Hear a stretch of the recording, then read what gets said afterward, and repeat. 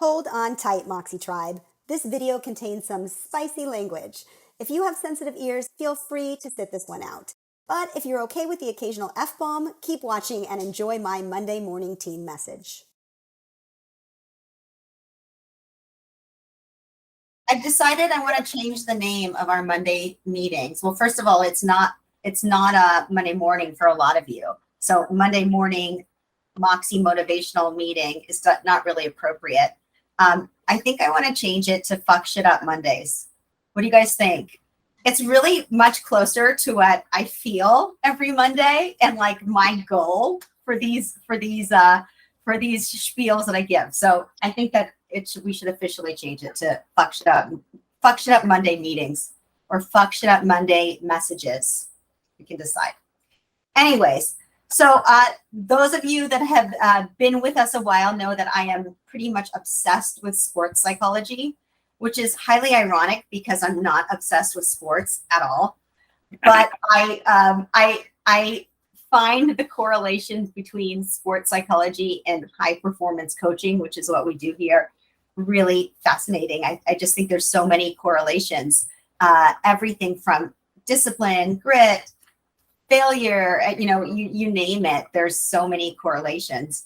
And currently I am obsessed with this idea of mental resilience or mental toughness, partially because I'm in the process of creating this course for Moxie University on confidence and courage. And so mental resilience plays a lot into the idea of confidence and courage.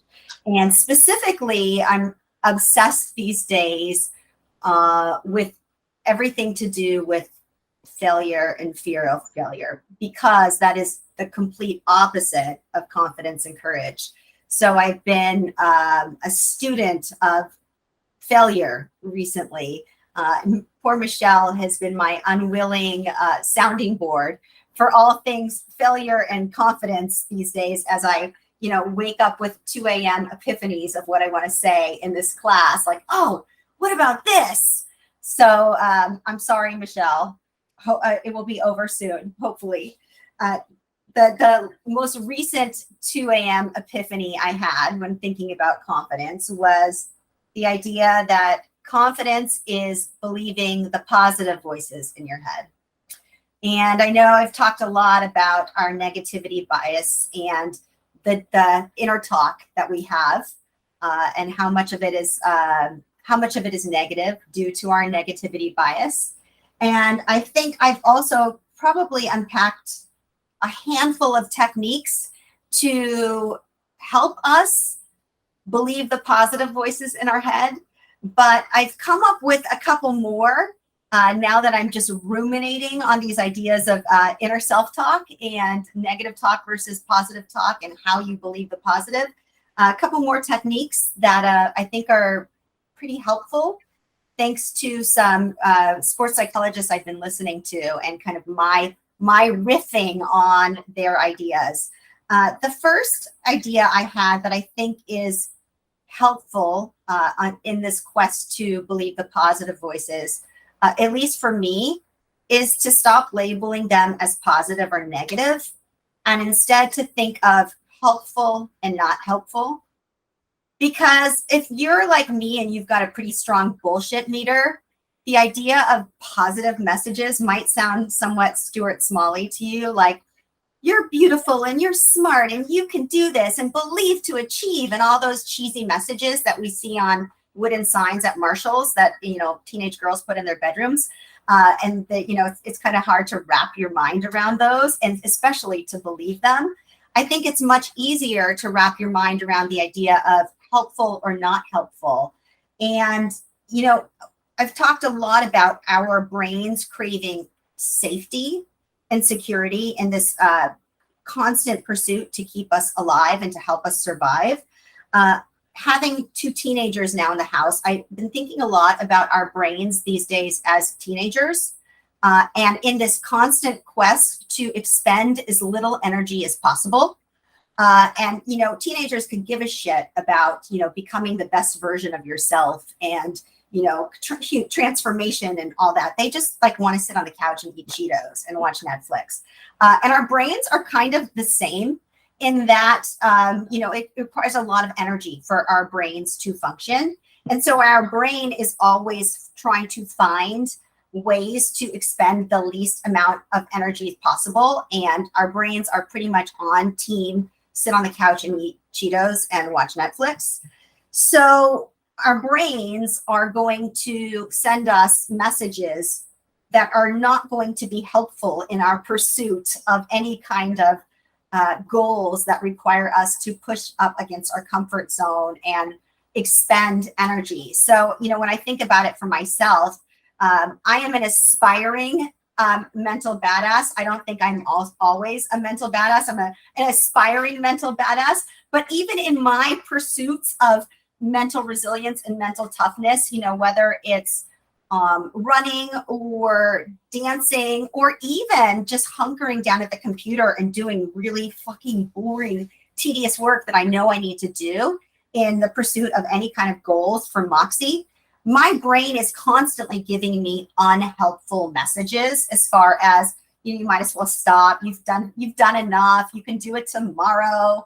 All of these Team Cheetos messages that my brain sends me, those are very unhelpful. If I'm to think in terms of like, I'm going to give myself a positive message as far as, you can believe to achieve, or, don't stop now. That's bullshit. I'm not going to believe it. A more helpful message for me might not be super positive. It might be like, that's bullshit, Fia. You want to accomplish this goal. In order to do it, you need to sit your ass down and you need to keep working. And you have it in you. You can do another hour. So starting to think about our inner talk as helpful, not helpful, instead of positive and negative, I think will go a long way in the pursuit of believing it, believing the voice you need to believe. The other technique that I have been thinking about lately is how exhausting it is to constantly keep that negative or those unhelpful voices at bay and to consistently counteract them with these positive or helpful voices. And if you're like me and there's voices constantly chattering in your head, it's like, it's loud. It can be exhausting to constantly be giving this, helpful or positive voices to counteract the negative or unhelpful. So what about, is there something in the middle, like a neutral voice? What about the idea of, instead of always having to be the positive or helpful voice, what if we can kind of put our voices in idle and just do a neutral voice? And the reason I thought about this, I was listening to a sports psychologist. She didn't use the term neutral voice, but she was talking about when athletes are preparing for an event, they're waiting for an event, they're waiting to, go out there, or they're warming up. And sometimes they can get blindsided by the negative voice that just all of a sudden pops up. They weren't expecting it. They kind of didn't have their armor up. And then that negative voice can become a self-fulfilling prophecy, and it just basically fucks them, right? All of a sudden, like out of nowhere, you're blindsided because you didn't have your armor up. And her antidote to this was to have a constant commentary going on in your head that isn't negative or positive, isn't helpful or not helpful. It's basically being present.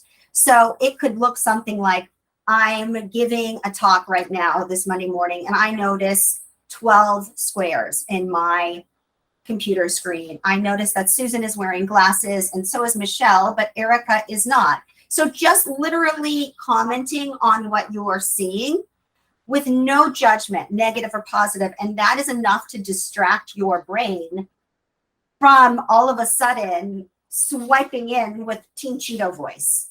And I love this idea because if you are like me and there is constant chatter and it is exhausting to constantly be counteracting the negative or unhelpful, what if we could just kind of put it in neutral for a little while?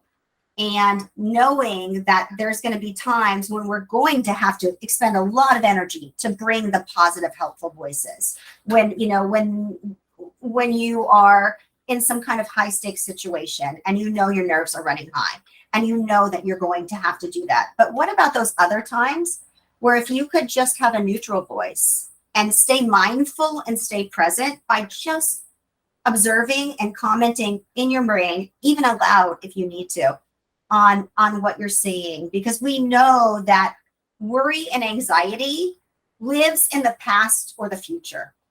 That's what it is. So if we can stay present in the here and now, simply by commenting or touching something physical, bringing ourselves to the present moment, then we can have this somewhat neutral voice that I think will be really helpful for us to expend or save our energy, conserve our energy for when we need it most, for when we absolutely need those positive voices. The last technique that I love, much easier said than done, but in my constant pursuit of being a mental baddie, as my kids would say, I love this idea. And the term that I learned this weekend is flush it. And flush it is the idea for athletes that failure is going to happen. Failure is inevitable.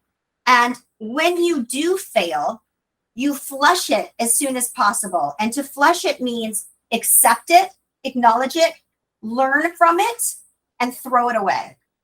Because what happens for a lot of these athletes and for us in life in general is, let's say it's a 3-day event. And the first day, like it's a skiing event. This particular sports psychologist works with skiers. And she said there are times with a 3-day event where they will bomb the first day. And if they don't flush it, then it becomes this self-fulfilling prophecy. They front load day 2 with, I fucked up. What if I fuck up again? Then I'm going to ruin my scores. And then I'm not going to be able to even have a chance of placing. And so they basically, they're mentally fucking themselves, right? Because they're not flushing what happened on day 2. They're letting it color, or day 1, they're letting it color day 2. And so the ability to flush it is absolutely 100% mental resilience. And I can see a complete parallel between the need to flush it in any kind of athletic pursuit and in what we all do here. Because how many times have you let a past failure color what's going on in the present? And most of the time we do fuck ourselves. We shoot ourselves in the foot. We're so concerned about not failing again that we fail again.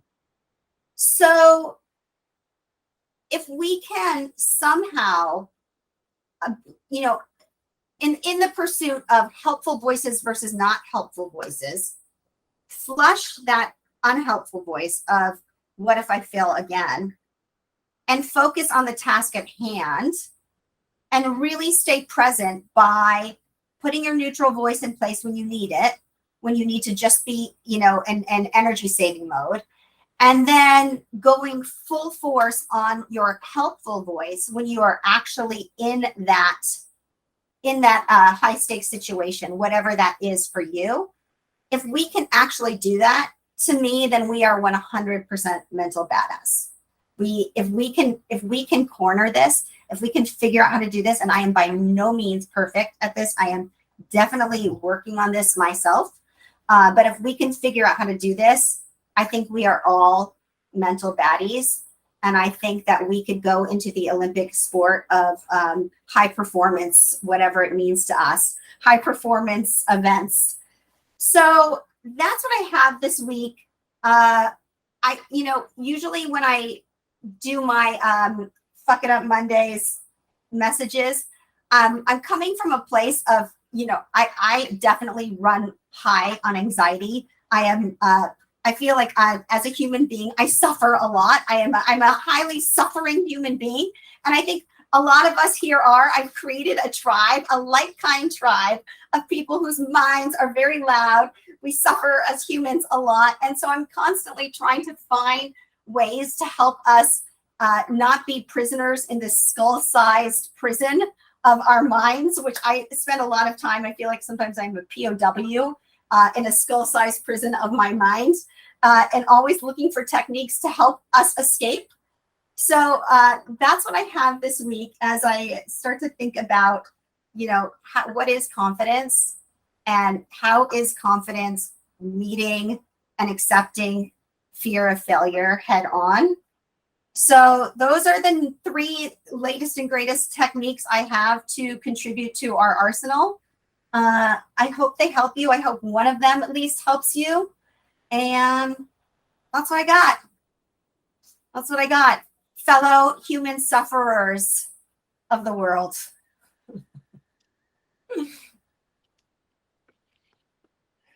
Cool. Thanks, Fia. Yeah. There is a lot to unpack there.